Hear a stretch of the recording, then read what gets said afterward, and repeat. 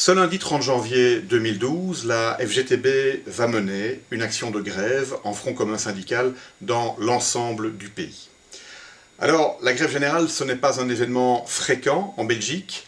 On se souvient des dernières grandes grèves générales en 1993, à l'époque du plan global de Jean-Luc Dehaene, et puis en 2005, à l'époque du pacte des générations de Guy Verhofstadt. Et il peut y avoir certainement un paradoxe à avoir la coïncidence de deux événements, un socialiste qui arrive au 16 et la FGTB qui prépare une grève générale.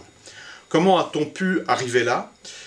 Eh bien, nous pensons à la FGTB que l'accord de gouvernement, l'accord du nouveau gouvernement fédéral, est un accord déséquilibré et qu'il ne tient pas compte de la capacité contributive des uns et des autres. Et donc, tous les efforts d'assainissement, ou en tout cas la majeure partie des efforts d'assainissement budgétaire, ils sont mis à charge du monde du travail, et c'est contre cela que nous voulons, bien entendu, réagir. Alors nous pensons que ce combat est un juste combat, que les droits des chômeurs, des futurs prépensionnés, des futurs pensionnés sont mis à mal par cet accord gouvernemental, et nous pensons donc que la population va comprendre l'action de grève et va s'y associer dans la solidarité.